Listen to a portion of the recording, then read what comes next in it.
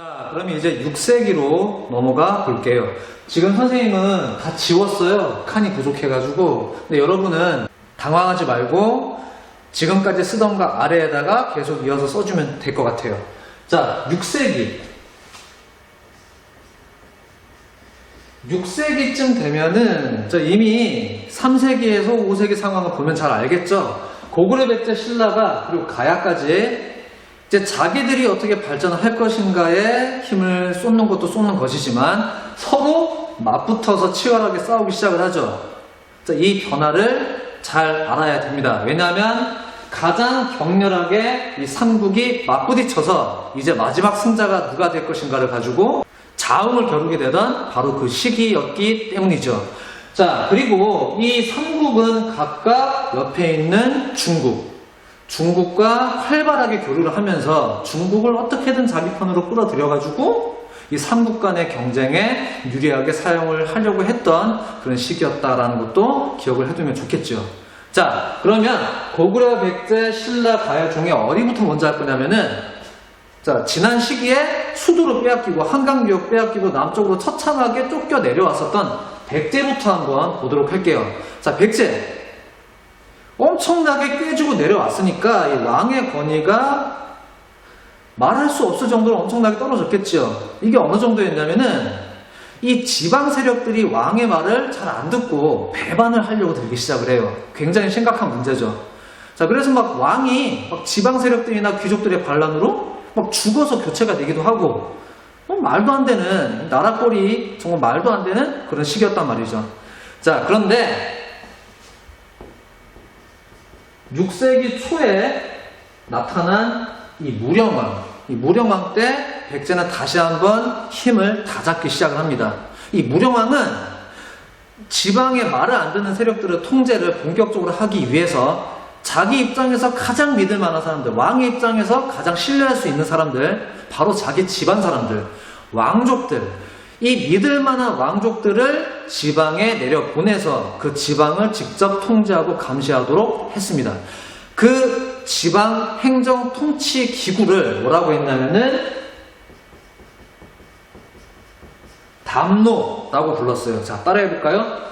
담노. 이 담노를 22개를 설치를 했어요. 22개를 설치를 해서 왕족들로 하여금 지방을 강력하게 통제하려고 했던 거죠. 자, 한편으로 이와 같은 시기에 신라에서도 많은 변화가 일어납니다. 자, 첫 번째 왕이 이 지증왕인데요. 이 지증왕 때 우리 역사에서 어쩌면 가장 중요한 장면 하나가 펼쳐집니다. 그게 뭐냐? 멀리 동해바다 저쪽 멀리 떨어져 있었던 어느 섬이 우리 역사의 일부가 되었거든요. 자, 이 섬과 그 섬 옆에 조그맣게 딸린 바위섬이 지금도 일본과 우리 사이에 역사 분쟁, 영토 분쟁의 현장이 되고 있죠. 자, 거기가 어딜까요? 자, 지금 방금 선생님이 얘기한 조그만 바위섬은 독도고요. 그럼 독도 옆에 사람이 사는 큰 섬은 뭘까요? 그렇죠. 울릉도입니다. 이 울릉도가 원래는 전혀 별개의 나라였거든요. 우상국이라고 불렸는데 이 지증왕 때 군대를 보내서 이 우상국을 복속시킵니다. 신라 땅으로 편입을 한 거죠. 자, 뭔가 신라가 이제 지난 일대를 다 아우르게 된 것에서 더 나아가서 존재감을 뿜뿜하면서 영토를 확장해 나가는 것을 느낄 수가 있죠. 자, 왜냐하면 지증왕 때 또 한 번 체제 정비를 확실하게 했기 때문이에요. 자, 이때 왕의 권위가 어느 정도였냐면은 완전히 나라가 새로 뜯어 고쳐진 정도의 수준이었어요. 자, 그래서 나라 이름을 새로 정합니다. 사실 신라는 지증왕 이전까지 신라라고 부르지 않았어요. 나라 이름이 막 중구난방이었거든요. 막 계림이라고 부르기도 하고요, 사도국이라고 부르기도 하고요. 나라 이름이 따로 정해진 게 없었어. 그런데 이 지증왕 때 덕업이 날로 새로워져서 온 세상을 망라한다. 이게 뭘까? 결국에 세계 정복하겠다는 거 아니야? 그 세계 정복의 야망을 담아서 나라 이름을 새롭게 짓게 되었죠. 덕업이 날로 새로워진다. 새로운 신자. 그리고 온 세상을 망라한다. 라. 자, 빨리 보자. 신라. 자, 신라라는 국호를 이때 정한 거예요. 이때 정했고요. 자, 그리고 이때부터 이미 그 내무랑 때부터 신라는 고구려를 통해서 본격적으로 중국과 접촉을 하기 시작을 했거든요. 이제 중국 문물과 중국 문화가 많이 들어오겠죠. 자, 그 영향을 받아서인지 모르겠지만 신라도 이때부터 중국식 왕의 명칭인 왕이라는 호칭을 사용하기 시작했다라는 아주 중대한 변화가 일어났던 겁니다. 잠깐만, 그러면 이 왕문을 사용하기 전에, 왕이라 부르기 전까지 바로 직전에 뭐라고 불렀었지? 내무랑 때? 그렇죠, 마리깐이라 불렀던 거 잘 기억을 하고 있죠? 오케이, 좋습니다. 자, 이 정도로 제중왕을 정리를 하고요. 그 다음 왕이 더 중요해요. 자, 아마도 신라에서 가장 중요한 왕이라고 해도 과장되지 않을 거예요. 왜냐하면 이 버풍왕 때 신라는 고구려 백제 신라 상속 중에서 가장 후발주자로서 다른 나라들이 이미 거쳐갔던 발전 루트를 한 번에 그냥 쫙 당겨버리거든요. 자, 뭘 했냐? 버풍왕 때 율령을 반포합니다. 자, 율령을 반포를 하고요. 자, 그리고 불교를 이미 조금 전에 불교가 신라에 들어와 있었는데 그게 공인되기까지 쉽지가 않았어요. 그 과정을 전부 다 극복을 하고요. 본격적으로 국가적인 종교로 공인을 했어요. 사상적인 통합을 이뤄내고 이제 뭔가 신라가 내부적인 통합을 이제서야 본격적으로 하려고 하는 게 보이나요? 자, 보인다면 선생님이 설명이 성공을 한 겁니다. 자, 그리고 요때쯤 되면은 신라의 관리들의 서열, 관등제도 완전한 형태로 다 정비가 되어 가는 모습을 보이는데 거기서 좀 더 신라는 하나 더 나아갑니다. 신분제도를 정비를 했는데요. 신라의 신분제도는 매우 빡빡하기로 유명해요.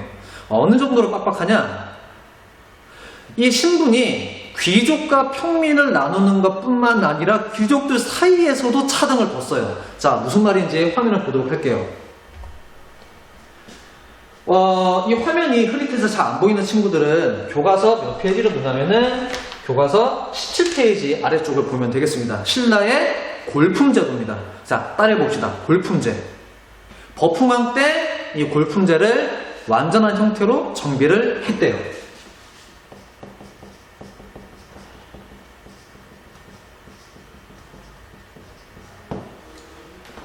자, 이 골품제는 귀족들 사이에서 여러 등급을 나누고요. 이 귀족들이 자기가 어떤 아버지로 두었는가, 어떤 혈통을 따라왔는가에 따라서 자기가 일생 동안 이룰 수 있는 성취의 상한선, 즉 관직에서 몇 등급까지 올라갈 수 있는 그 상한선, 그 상한선을 차등을 둔 귀족끼리의, 자, 다시 귀족끼리의 신분제라고 생각을 하면 되겠습니다.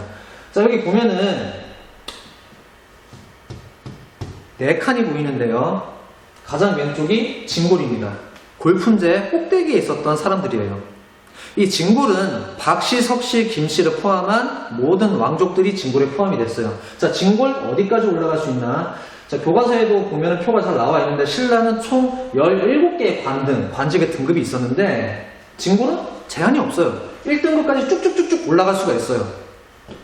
자, 그런데 바로 밑에는 육두품 왕족이 아니거든요. 좀 급이 떨어지는 애들이야. 올라갈 수 있는 등급이 한계가 있죠. 최대 6등급까지밖에 못 올라가는 거예요. 1등급부터 5등급까지는 육두품이 절대로 갈 수가 없어요. 왜냐? 자기는 육두품으로 태어났기 때문에. 밑에 5두품, 4두품은 말할 것도 없겠지요. 자, 이것뿐만 아니라 이 골품제에 따르면은 어느 등급에 있는 귀족이냐에 따라서 그 귀족이 살 수 있는 집의 크기나 집의 자재, 뭐 얼마나 좋은 재료를 썼느냐, 그리고 타고 다니는 수레는 바퀴를 몇 개 달 수 있느냐, 말이 몇 마리가 끌 수 있느냐, 이 모든 것을 철저하게 차등을 두었다고 해요. 너무 심하죠?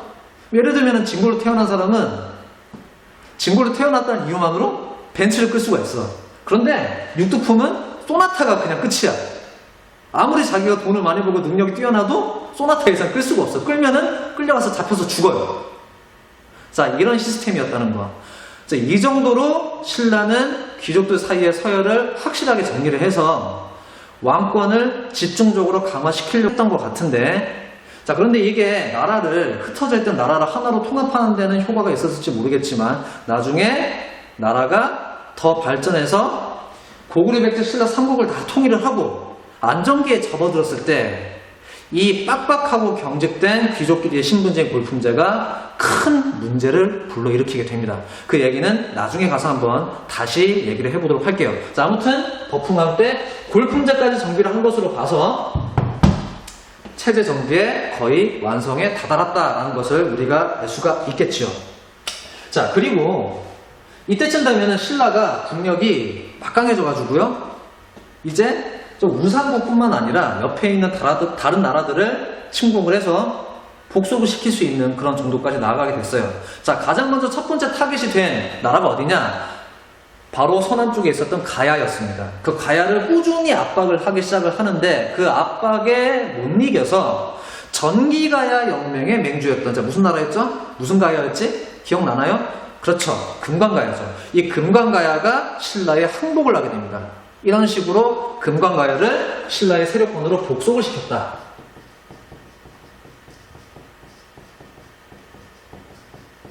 자, 이제 옆에 있는 가야가 나머지 중앙집권을 이룬 나라들과 경쟁이 안 돼서 털리다가 망해가는 소리가 들리기 시작을 하죠. 자, 좋습니다. 자, 그리고 그 다음 왕이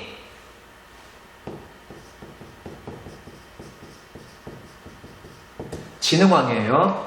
이 진흥왕, 버풍왕, 자기 아버지 버풍왕이 체제 정비해 놓은 것을 바탕으로 신라의 전성기를 만들었던 국왕 중에 한 명이죠. 자, 이 진흥왕 얘기를 하기 전에 그와 동시대에 살았던 백제왕 얘기를 먼저 하도록 할게요. 자, 당시 백제는 이 왕, 성왕이 이끌고 있었습니다. 자, 백제는 역시 이 무령왕의 체제 정비를 잘 해놔서, 그리고 중국으로부터 문물을 많이 수입해 놓은 그 발전에 힘입어서 다시 국력을 뻗쳐나갈 수 있게 되었어요. 이 성왕 때 백제는 자기들의 빼앗긴 땅 한강유역, 그 한강유역을 되찾기 위한 싸움을 다시 시작합니다. 자, 그 사전 작업으로서 원래 수도로 지금 정해놓고 있었던 웅진 있죠? 그 웅진은 산골짜기에 있다고 그랬죠. 굉장히 좁아요. 방어하기는 쉬울지 모르겠지만 대규모 군대를 키우고 밖으로 뻗어나가기에는 좀 뭔가 부적합해요.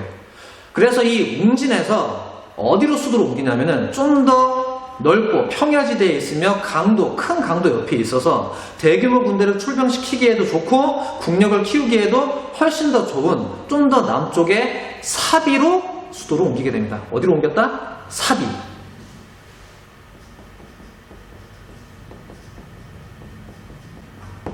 자, 그리고 나라 이름도 살짝 바꿉니다.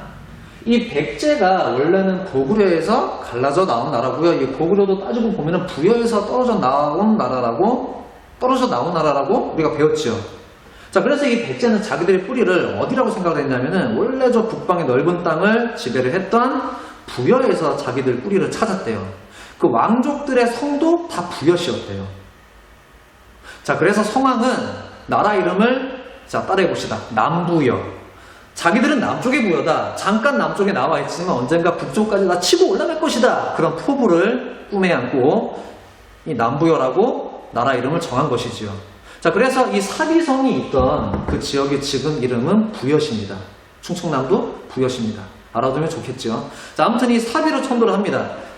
사비가 당시 모습이 거의 안 남아있는데요. 이 지금 부여시가요. 당시에 이 넓은 땅에 적자형으로 구획된 대규모 도시로 조성이 되었대. 일종의 신도시를 하나 만들어 놓은 거죠. 뻗어나가기 위해서요. 자, 그리고 나서 결국에 한강을 공격하기 시작합니다. 혼자서 공격하는 게 아니라 당시 백제는 신라하고 동맹을 맺고 있었죠. 무슨 동맹? 그렇죠. 나제동맹이죠. 나제동맹을 맺고 있었던 신라와 함께 한강 유역을 치고 올라가기 시작을 해요. 자, 그래서 원래 약속은 백제가 한강 하류 지역을 점령을 하고 신라는 한강 상류 지역, 그러니까 지금의 강원도 일대가 되겠죠. 그 일대를 차지하기로 맹약을 맺고 북쪽에 있는 고구려를 공동으로 공격해서 밀어 올립니다. 올려서 한강 유역까지 차지하는데, 수복하는데 성공을 했는데, 이때 당시에 신라 왕이었던 진흥왕이 성왕이 뒤통수를 후려칩니다. 갑자기 북쪽을 공격하고 있던 신라군의 말머리를 돌려서 서쪽에 있는 백제군을 쳐서 백제가 점령을 했던 한강 하류 지역까지 몽땅 다 먹어버립니다. 진흥왕 때 신라는 한강 유역을 그런 식으로 차지하고 장악을 합니다. 이게 신라한테는 엄청난 많은 변화를 가지고 오게 되었는데요. 신라는 한강 유역을 차지하기 전까지는 중국하고 직접 교류할 수 있는 창구가 없었어요. 바다를 이렇게 쭉 돌아서 나가야 됐거든요. 굉장히 불편했잖아요. 그런데 한강 하류까지 다 차지를 하게 되면서 옆에 바다 건너 있는 중국과 직접 통할 수 있는 아주 훌륭한 통로를 차지하게 된 셈이 된 거고요. 자, 그와 더불어 가장 비옥하고 인구가 많은 한강 유역을 차지함으로써 아무래도 이 최후의 승자가 신라가 되지 않을까라는 기대를 우리가 할 수 있겠죠. 실제로 그렇게 되었고요. 자, 한강 유역을 차지했던 것과 더불어 가야를 계속 압박을 해서 결국에 대가야까지 흡수를 해버립니다. 대가야까지 흡수를 해버리게 됨으로써 가야는 완전히 멸망해버립니다. 신라의 완전히 이 시기에 흡수가 되어서 더 발전하지 못하고 흡수가 되어서 역사의 뒤안길로 쓸쓸하게 퇴장을 하게 된 것이지요. 자, 이 사실들, 신라가 한강 유역을 차지하고 대가야를 흡수했다는 사실을 당시 진흥왕이 자기가 새롭게 정복한 땅을 돌아다니면서 여기저기 세워놨던 비석을 통해서 그 증거를 찾을 수가 있는데요. 자, 교과서 21페이지를 보면은 신라가 확장했던 모습과 곳곳에 세워놨던 비석들을 찾아볼 수가 있을 거예요. 자, 5개가 있죠. 그 5개가 일일이 뭔지 찾아보기 바랍니다. 자, 진흥왕 순수비라 불리는 창령비, 마울령비, 황초령비, 그리고 북한산비가 있고요. 자, 그리고 적성비가 있습니다. 그 단양에 있는 적성비가 있어요. 신라가 이 땅을 새롭게 자기의 영토로 개척을 하고 이제 완전하게 지배를 했노라 라는 것을 기록해 놓은 비석들이에요. 자, 화면 볼까요? 자, 북한산에 세워놓은 비석입니다. 지금 서 있는 것은 복제본이고요. 원본은 박물관에 들어가 있대요. 자, 북한산 산 봉우리에 세워놨는데요. 이 북한산이 어디에 있는 산이죠? 그렇죠. 서울에 있죠. 서울에 있는 산이죠. 신라가 서울까지 다 먹어버리고 비석을 딱 세워놓은 거예요. 이 당당하게 또 산 봉우리 위에다 딱 세워놓은 거죠. 이때 신라가 얼마나 막강했는지, 얼마나 뻗어나가는 기세가 대단했는지 느껴지시나요? 좋습니다. 자, 신라가 진흥왕 당시 이렇게 엄청난 군사력을 투사할 수 있었던 것은 진흥왕 때 완전한 정비를 마친 국왕 직속 정예 특수부대가 있었기 때문이에요. 당시까지 신라는 각 족장들 그리고 각 귀족들의 개별적으로 소속이 되어 있었어요. 그래서 이 군대를 출동시키려면은 이 왕이 귀족들한테 일일이 협조를 구해야 됐단 말이야. 근데 진흥왕은 그럴 필요가 없이 가장 최전선에서 국왕을 위해서만 싸워줄 수 있는 특수 정예부대를 귀족들의 자제들을 가려 뽑아서 가장 싸움을 잘하는 사람들만 모아서 만들어 놓았습니다. 그게 뭘까요? 무슨 도죠? 많이 들어봤을 거예요. 영화에서 예쁘게 얼굴에 분칠하고 가장 최전선을 향해서 뛰어가는 용맹한 모습으로 많이 묘사가 되었을 겁니다. 그렇죠? 화랑입니다. 자, 따라해 봅시다. 화랑도. 이 화랑도를 진흥왕 때 정비를 했던 것이 신라가 쭉쭉 뻗어나갈 수 있는 원동력 중에 하나가 되었다라는 것을 우리가 잘 기억을 해뒀으면 좋겠습니다. 자, 그러면 같은 시기에 고구려를 볼게요. 고구려 당시 뭐하고 있었을까요? 그렇죠? 한강 유역을 빼앗겼죠. 자, 게다가 당시에 엄청난 국제질서 변동이 지각변동이라 표현할 수 있을 정도로 엄청난 지각변동이 일어났어요. 자, 지금 6세기죠. 6세기 말 중국이 다시 통일됐어요. 분열된 시기를 지나서 통일제국이 다시 출현한 거예요. 그 나라의 이름은 수나라. 많이 들어봤죠? 우리가 잘 아는 그 수나라입니다. 이 수나라가 중국을 다시 통일을 하는데 성공을 했어요. 자, 우리가 이미 경험상 잘 알죠? 통일된 중국 왕조가 출현할 경우에 우리는 힘을 못 펴잖아.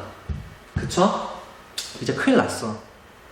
자, 특히 가장 크게 당황하고 가장 큰 변화를 겪었을 나라는 고구려 겁니다. 고구려, 바로 전 시기만 하더라도 옆에 있는 중국 같은 거 생각하지도 않고 독자적인 천하관을 가지고 독자적으로 세계의 중심이 되었던 그런 나라였죠. 이거 어떻게 할 거예요? 그런데 이 고구려는 이 나라 하나만 따지고 보면은 통일된 중국에 비할 바가 아니었거든요. 안타깝지만. 우리가 자존심이 좀 상하지만 우리가 인정할 거 인정해야 돼요. 자, 그러면 이 수나라, 이 막강한 수나라에 맞서서 어떻게 해야 될 것이냐? 자, 나름대로 이 고구려는 이 수나라하고 잘 지내보려고 노력을 하기는 하지만, 뭐 조공도 다시 보내보고요. 우리 평화롭게 잘 지내보자 라고 노력도 하지만, 자, 그게 잘 안 돼요. 그게 잘 안 돼요. 수나라는 어떻게든 고구려 한번 조지려고 벼르고 있었거든요. 자, 그래서 이 고구려는 이런 위기감 때문에 결국에 수나라를 막아낼 수 있는 거대한 동맹망을 만들려고 합니다. 자, 당시 수나라 북방, 중국 북방에는 중국을 압박할 수 있는 정도의 힘을 가진 유목민족이 활동을 하고 있었습니다. 그 유목민족의 이름이 돌궐이었어요. 돌궐, 어디서 많이 들어봤죠? 돌궐. 이 돌궐은 원래대로 발음으로 하자면은 투르크가 되고요. 이 투르크의 후예들이 지금 무슨 나라를, 지금 어떤 나라에서 살고 있냐면요. 터키에서 살고 있어요. 그리고 이 터키의 조상인 돌궐은 당시에 고구려와 동맹을 맺었어요. 돌궐의 적도 수나라이고 고구려의 잠재적인 적도 수나라니까 둘이 잘 연맹할 수 있었겠죠. 자, 그리고 백제 있죠. 신라한테 세차게 뒤통수를 맞았던 이 백제도 고구려와 손을 잡습니다. 몰래 손을 잡습니다. 신라 모르게. 왜냐면 한강 유역까지 억울하게 빼앗긴 상황에서 다른 동맹이 없다면은 신라하고의 경쟁에서 버텨내기가 쉽지 않았기 때문이죠. 자, 그래서 돌궐 그리고 고구려, 백제, 더 나아가서 바다 건너 외는 백제하고 친했기 때문이죠. 연합을 결성해서 다가오는 국제질서의 변동에 대비하고자 했습니다. 자, 여기까지 삼국시대의 역사를 쫙 살펴봤고요. 자, 이제 남은 내용은 이 싸움의 최후의 승자가 누가 되느냐의 이야기만 남아있을 것 같습니다. 자, 다음 시간에는 신라가 삼국을 통일하는 그 과정과 함께 신라가 삼국을 통일한 이후의 시대인, 뭐 예전에 통일신라 시대라고 배웠지만 요즘에는 남북국 시대라고 부르는 그 시대에 대해서 정리를 해보겠습니다.